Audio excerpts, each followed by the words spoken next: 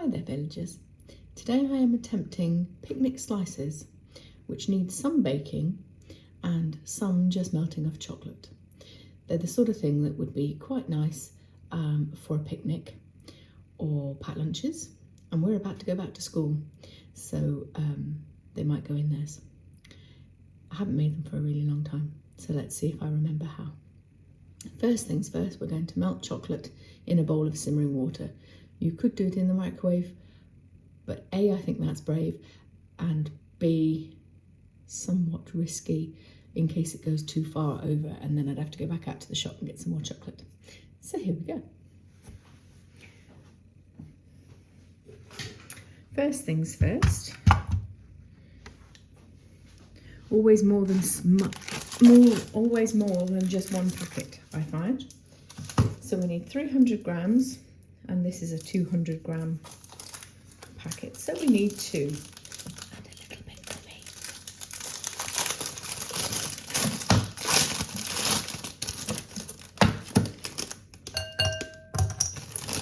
So we already know it's going to be all of this one.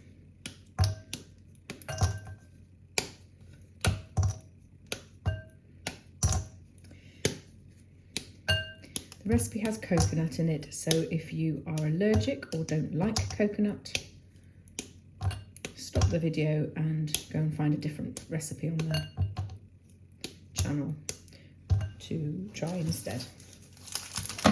I personally quite like coconut.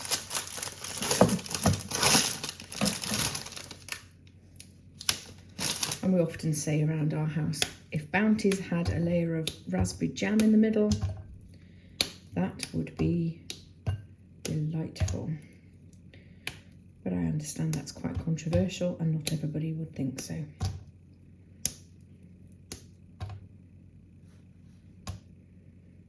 $304, that's not bad, is it? And a little bit left for me.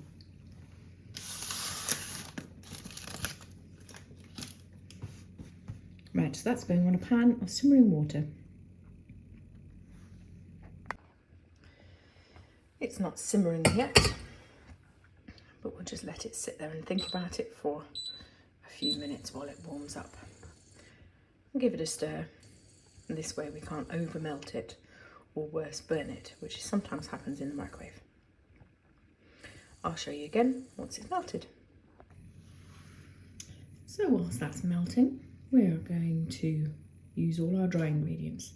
So first things first, we need 75 grams or thereabouts of butter or margarine, which is just the end of the box of margarine I've got, so that's handy. That was my safety one in case I needed to start the next one. And 150 grams of sugar. You're also going to need 1 egg, but not quite yet.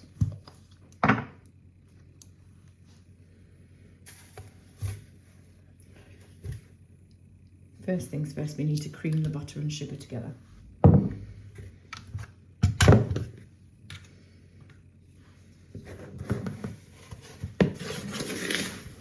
So I cut it up into little bits to start with,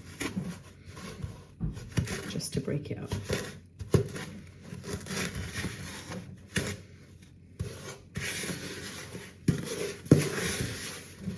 And then smush. We will now go to time lapse.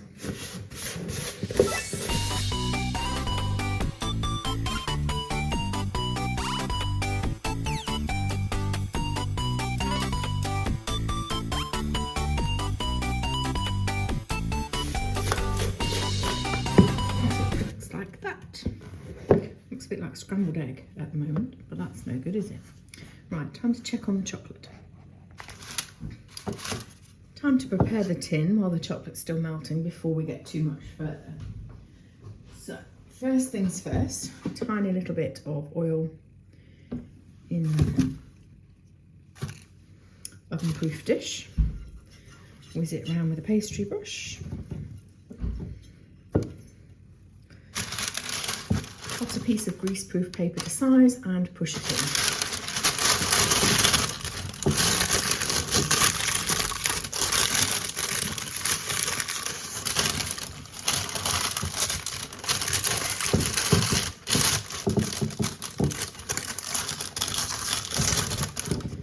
best to get it to fit nicely around the edges so that you don't lose too much of the shape of the tin. A bit more oil so that nothing sticks later on. And then when the chocolate's melted, pour it in and allow it to set.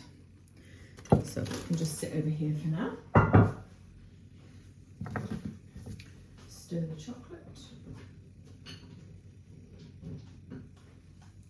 That's still thinking about it, so we'll carry on with our dry. So that's the butter and the sugar. We need the egg and the coconut next. So 1 egg, plop him in.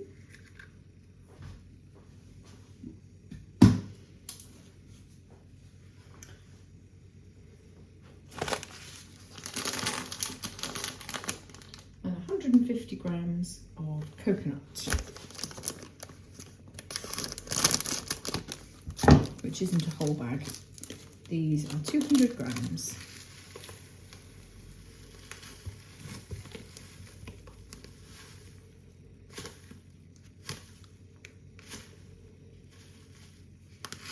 There we go.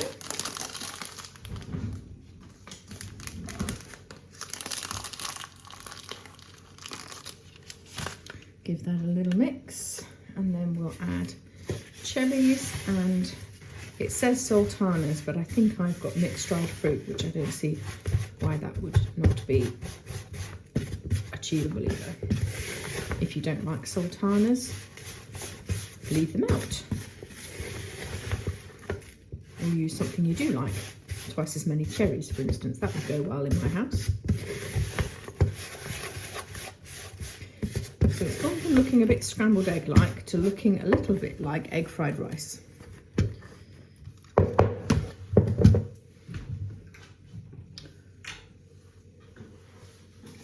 And now we fetch the mixed dried fruit out of the cupboard because I forgot to do that before I started.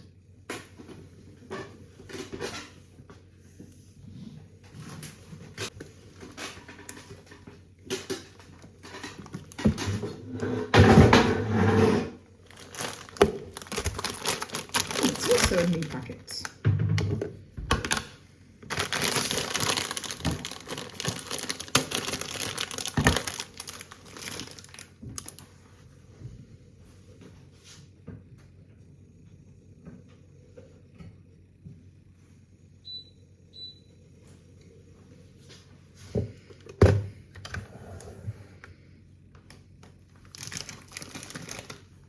So we're looking for 150 grams of sultanas, mixed dried fruit, whatever you happen to be using.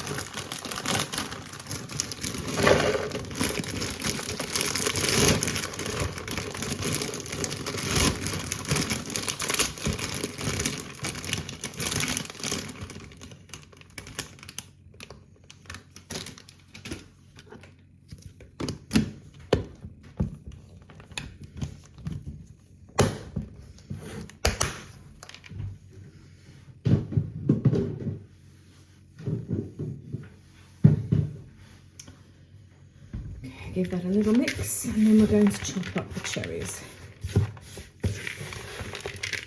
When I was little, not very little, but when I was old enough to be using a knife in the kitchen to help Mum when she was baking, we would tip them out onto a chopping board and cut them with a knife. Why it never occurred to us to do the following, I don't know. Kitchen scissors, stick it in the pot and snip. Then you don't end up sticky. As you get some that are cut, pop them in your bowl. Gives you a bit more room to manoeuvre in the pot. And if some accidentally go in whole, well, that's just the prize for the person who likes the cherries in my house. The recipe calls for 75 grams of chopped glacé cherries. But because I've got a cherry lover, I'm doing a whole pot of cherries because faffing around weighing out 75 grams of cherries hardly seems worth bothering with. And as I say, I've got a cherry lover in my house. And we'll just chuck the rest in whole. That'll be a nice surprise for him. There you go, you can work out which one it is. And that's it. Mix it all together. And once your chocolate's melted, pour that into the prepared tin, leave to set, pour this on top and bake in the oven for 45 minutes.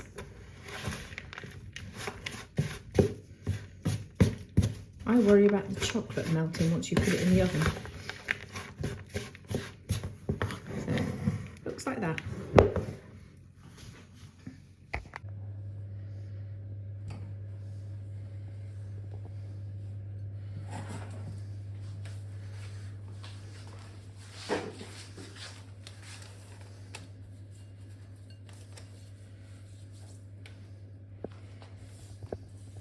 Try to do it without getting the towel to land in the chocolate.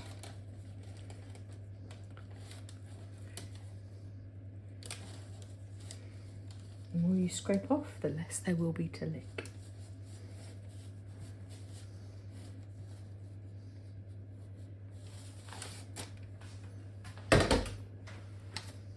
So just even it out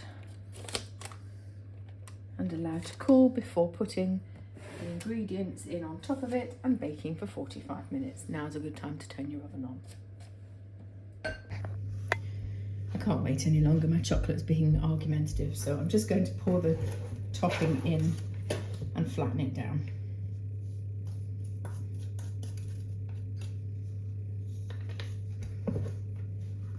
Which may not make a nice chocolate layer on the bottom as easily as it would have done otherwise, but we'll just cope.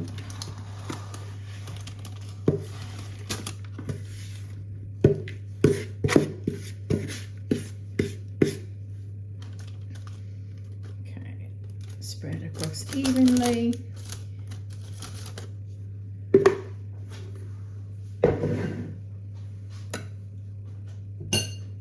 And it looks like this.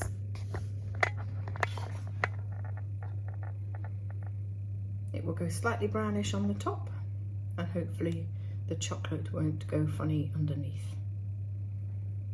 I always thought this was a fridge cake, so imagine my surprise when the recipe said it needed to go in.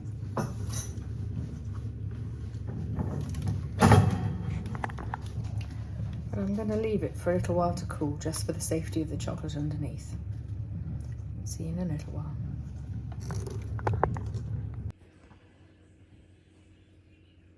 It came out of the tin all right, but not all in one piece as you can see. So I've let it go cold and now I'm just going to cut it up. Very large knife. And depending on how it cuts, depends on what size pieces we're going to end up with.